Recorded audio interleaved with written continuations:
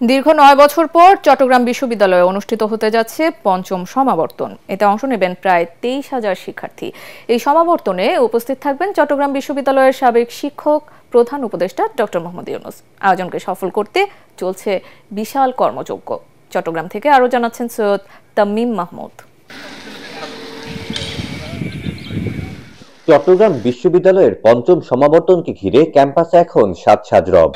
শিক্ষার্থীদের মাঝে বইছে উৎসবের আমেজ। প্রায় ৯ বছর পর ১৪ মে অনুষ্ঠিত হবে সমাবর্তন।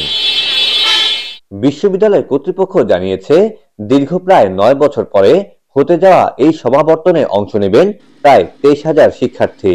এই সমাবর্তনে অংশ নেওয়া শিক্ষার্থীদের জন্য থাকছে বাস ও ট্রেনের বিশেষ ব্যবস্থা, দেয়া হবে বিশেষ উপহারও। আমরা এখন অনেক বেশি প্রাণিত, বিশেষভাবে ফুলেল ক্যাম্পাসে আমরা যাতে আমাদের অতিথিদের স্বাগত জানাতে পারি। বিশেষ করে আমাদের কনভোকি যারা, তাদের জন্য আমরা ১০০ বড় গাড়ি আমরা দেব। তারা একবার বা ২ ট্রিপে তারা আসবে। আর আমাদের ট্রেন তো আছে।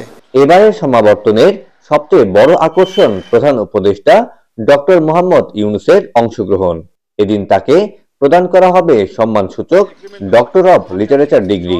এটা ভাইস ভার্সা, ওনাকে সম্মানিত করতে পারলে আমরাও সম্মানিত হব। সারা বিশ্বে আমরা এক্সপোজার পাবো যে প্রফেসর ইউনূস তার নিজের ইউনিভার্সিটিতে গিয়েছেন, যেখানে উনি গ্রামীণ ব্যাংকের জন্য নোবেল পুরস্কার পেয়েছিলেন, যেখান থেকে উনি কাজ শুরু করেছিলেন, সেখানে ওনাকে সম্মানিত করা হয়েছে। প্রতিষ্ঠার ৫৯ বছরে এখন পর্যন্ত চট্টগ্রাম বিশ্ববিদ্যালয়ে সমাবর্তন হয়েছে মোটে ৪টি। তাই শিক্ষার্থীদের প্রত্যাশা, লম্বা বিরতি না দিয়ে নিয়মিতভাবে আয়োজন করা হোক এই সমাবর্তন। কনভোকেশন জিনিসটা আসলে অন্যরকম, যে অনেকদিন পরে বিশ্ববিদ্যালয়ে যাব, বন্ধুদের সঙ্গে আড্ডা দিব।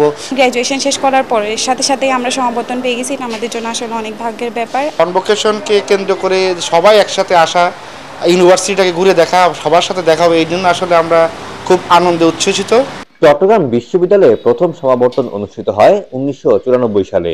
এরপর ১৯৯৯ সালে দ্বিতীয়, ২০০৮ সালে তৃতীয় এবং সবশেষ ২০১৬ সালে অনুষ্ঠিত হয় চতুর্থ সমাবর্তন। সৈয়দ তামিম মাহমুদ, এটিএন বাংলা, চট্টগ্রাম।